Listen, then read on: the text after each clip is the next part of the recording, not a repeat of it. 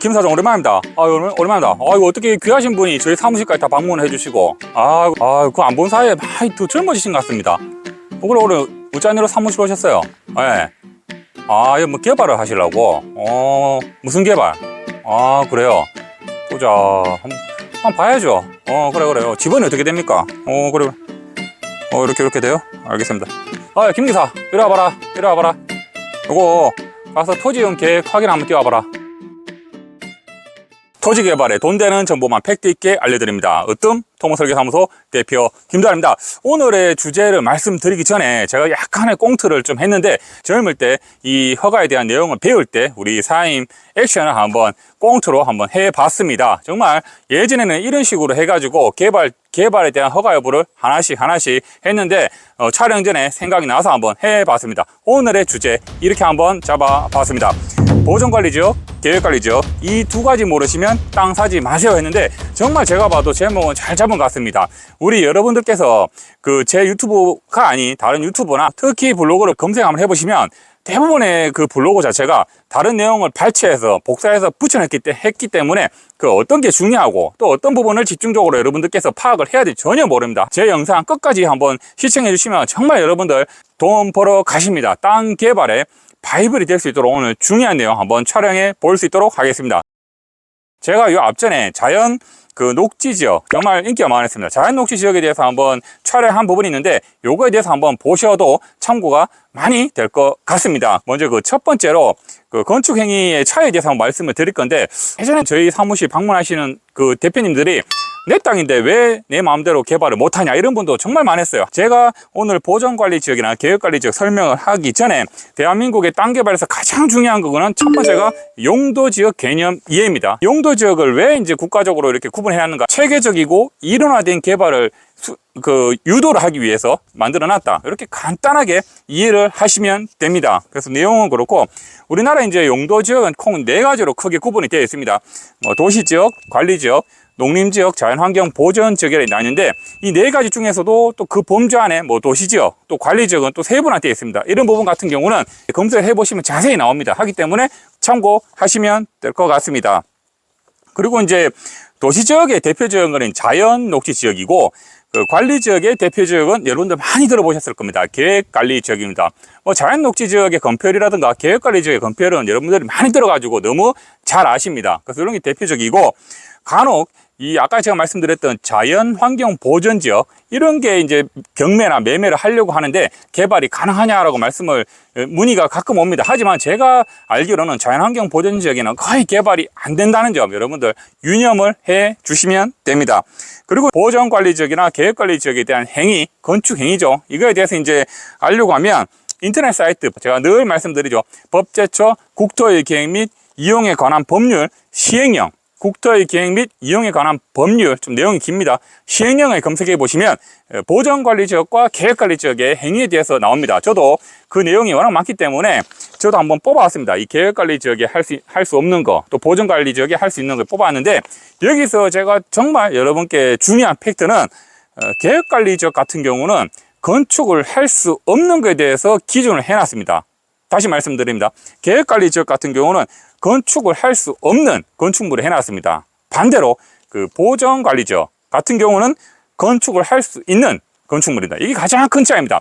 용도지역의 개념과 제가 또 자연녹지 지역에 있어서 오늘 보전관리와 계획관리 지역이 있는데, 이 같은 경우는 계획관리지역은 이렇게 간다는 게 여러분들 말씀을 드린 거고, 그러면 참고로 제가 이제 한번 출력을 해왔는데, 계획관리 지역에 건축을 할 수 없는 건축물을 제가 간단히 몇 개만 제가 말씀을 드려 보겠습니다. 건축물 시행령 별표 1, 2호의 공동주택 중 아파트, 건축법 시행령 별표 1의 3호의 제1의 근생시설 중 효경음식점 및 제과점, 이렇게 쭉 나옵니다. 기타 여러 가지 사항 나와 있습니다. 서두에도 제가 아까 꽁트에서 말씀드렸다시피 이런 식으로 처음부터 하나씩 허가 여부를 체킹한다는 걸 말씀을 드립니다. 그 다음에 제일 중요한 겁니다.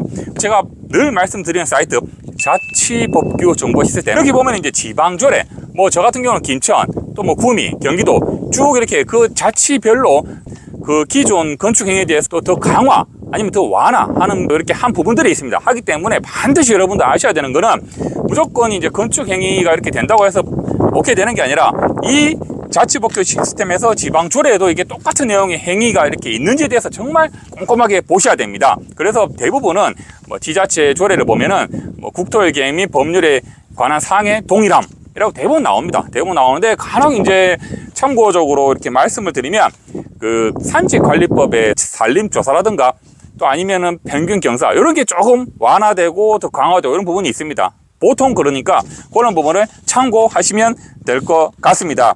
그리고 해당 개발과 건축과 혹은 또 그 산직과 뭐 이렇게 있는데 여러분들께서 협의를 원하시면 이런 부분에 담당 공무원들 되도록이면 오전에 방문하시든지 통화를 하셔야 됩니다. 왜냐하면 오후에는 대부분 공무원들이 출장을 나가기 때문에 통화하기 어렵습니다. 그래서 이 부분도 한번 그 참고를 하시길 바랍니다. 그리고 중요한 내용은 그 단독주택이나 근생시설, 뭐 휴게음식점 등 이런 시설 외에 공장, 또 태양광 이런 같은 경우는 도시계획 심의를 합니다. 도시계획 심의를 하기 때문에 반드시 내가 허가만 받아서 공무원이 오케이 한다고 되는 게 아니라 이 심의를 통과해야 된다는 게 가장 첫 번째 분류에서 중요한 팩트였습니다. 그래서 이거 꼭 한번 숙지하시고 그 다음에 이제 두 번째 그 포인트에서 말씀드리는 거는 우리가 이제 그 허가를 받고 공사를 하고 그 다음에 이제 준공을 하는 게 이제 큰 절차인데 그 준공하기 전에 도면하고 허가 도면하고 좀 안 맞는 부분이 많다 보니까 설계 변경이 굉장히 많이 일어납니다. 대부분 임야 같은 경우는 뭐 거의 한 99%는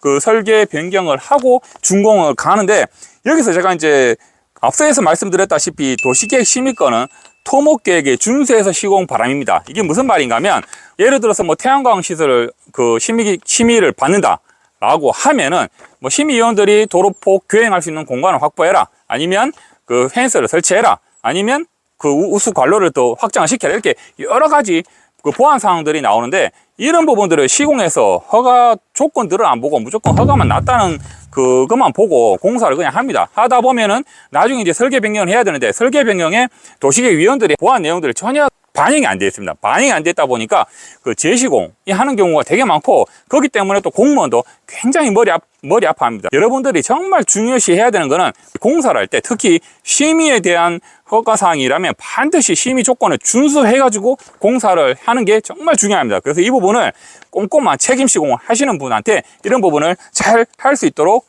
하셔야 됩니다. 이게 정말 중요한 겁니다. 실제로 허가를 받고 공사하신 분은 아마 끄덕끄덕 하고 계실 겁니다. 그만큼 중요한 내용입니다.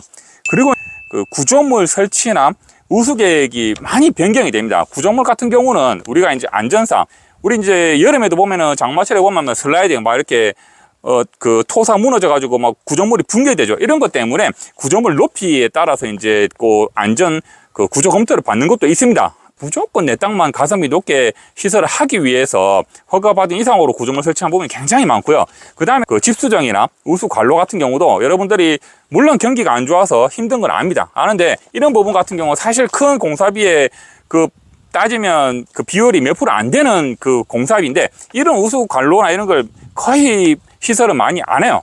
공무원들 부분이 굉장히 스트레스를 많이 받고 있는데 이런 부분도 여러분들 제가 늘 말씀드리지만 허가보다 여러분들 안전입니다. 여러분들 안전이기 때문에 공사업자와 협의를 잘 하시길 바랍니다. 정말 이건 여러분들 안전과 직결됩니다.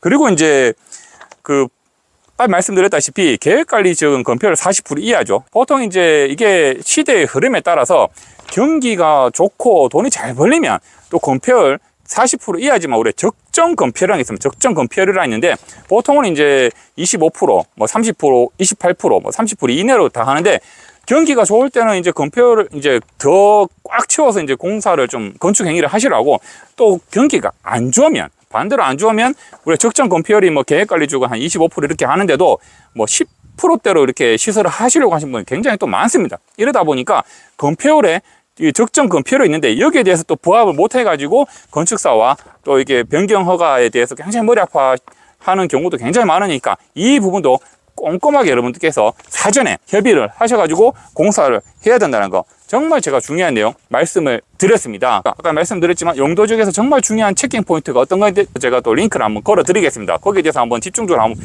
연구를 해보시고, 우리나라 대부분 70%가 임야다 보니까 임야 개발에 거의 대부분 많이 하십니다. 그래서 임야에 대한 내용도 링크를 걸어 드리겠습니다. 여러분들 꼼꼼하게 한번 보시고 기타 궁금한 사항은 댓글이나 제 전화번호로 연락을 주시면 친절하게 상담을 해 드릴 수 있도록 하겠습니다.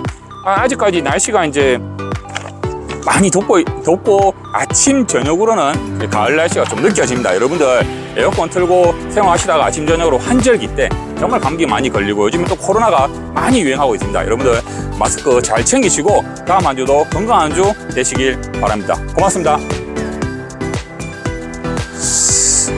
그나저나 벌초를 하러 가야 되는데 벌초를 할 시간이 되는 건 모르겠네.